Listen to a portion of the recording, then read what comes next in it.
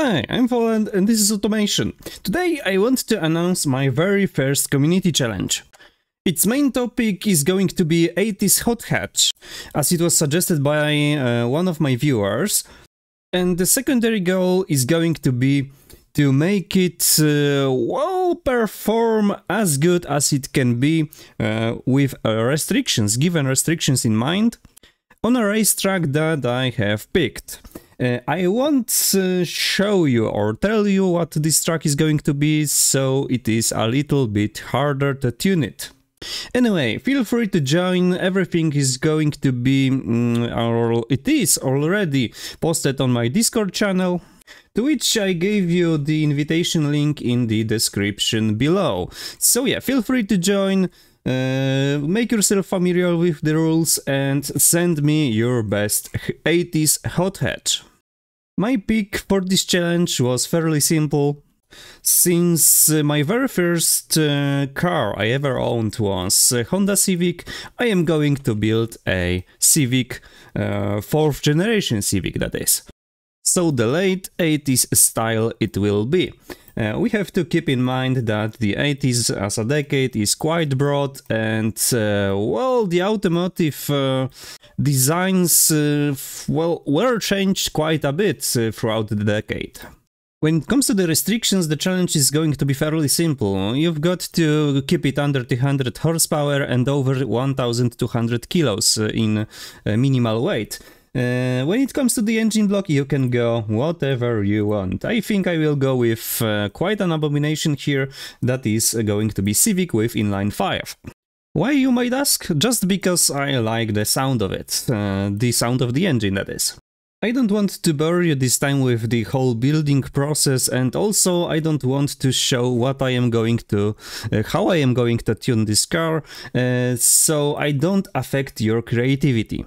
I want you to be as original as you can be.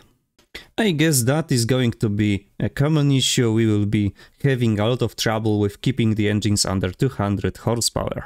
Okay, I just want to show you that my engine is within limits. It is exactly 200 horsepower.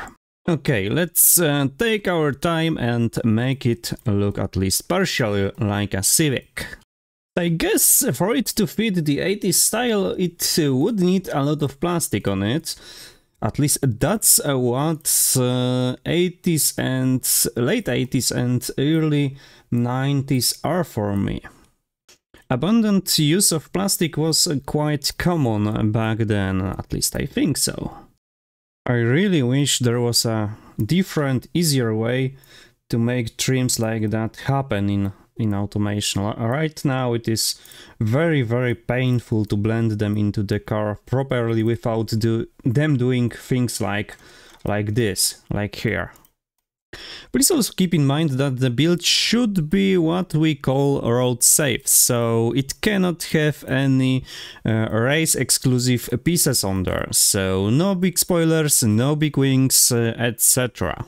Also, the build should contain in itself everything that you expect on a road car. So all the lights, fog lights can be there, etc. We can consider front of the car done. Now to my arch nemesis, the rear end. All I can say here is, well, keeping the rear end looking nice and still fitting the 80s style is no small feat. Okay, the rear end is mainly done. I wanna put a little wing here. Should be able to blend it into the whole build. I need an aerial too, and that will be all for the outside of the car. I just need to place the license plates. Okay, I guess this can be considered a wing. Hopefully you will be much better than me at blending in minor pieces like this. At the very least, I've got some ready interior pieces for this build. That is from the mods that's mostly, or series of mods that are focused on the interiors of cars in the throughout the decades. I don't think the original Civic had this much of a fancy looking seats, but we will be rolling with it like so. I just want to swap them to cloth. I don't wanna fully fit the interior. I know some of you like to do that, and your designs are completely built, like even the door cards or the carpet on the floor. But for me that is too much, at least for this build, because well, my wrist already is in pain. But someday I will do again a build like I did what it was, like 2 years ago already, like this lowrider I made, where I basically cut off the whole roof by hand and built the car from a scratch, even the interior including. I think back then I've spent on this car like what it was, like a good 4 or 5 hours. Yep, I know, I almost forgot the mirrors again. Okay, the designing part is done. And the last thing to do here is to tune this thing. I won't show you that though, that will be a, well, surprise basically. You will see it in a next video with your builds included. By the way, the tire type is limited to radial medium compound at best. You can't take anything above it.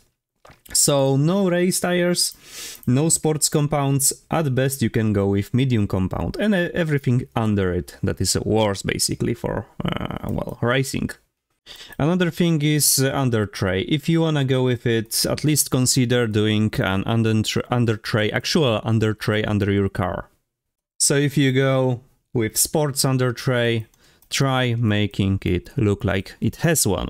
And the last thing you have to keep in mind is the car weight. It has to be over 1200 kilos, or exactly at it. 2 hours later. Okay, I am done with the tuning. As you can see, we are on 1200 kilos, 200 horsepower at 10,000 RPM. So we kinda perfectly fitted into the restrictions I've set for the challenge. I've done few tests before, but I haven't done a full build. The tests were mostly focused on, well, making this challenge fun basically, so it is not boring to drive, because I wanted it to be quite hard and at the same time quite fun to drive around the track. That is why we've got this quite high wave to power ratio. Anyway, off camera I am going to see how my build fares on, well, a random BeamNG track. I am not going to use it on the one I am going to do tests on. It's definitely not like I've got no idea what track I will pick as of now, but you know how it is. Anyway, this video should end here, I think, because, well, there is not much more I can show you. So yeah, consider joining my Discord, consider joining the challenge as well. There is a lot of place, there is basically unlimited place for any contestants that want to join. And lastly, consider subscribing, cause it immensely helps growing the channel and basically would make these challenges well, be filled with contestants. So yeah, thank you for tuning in and see you in the next one.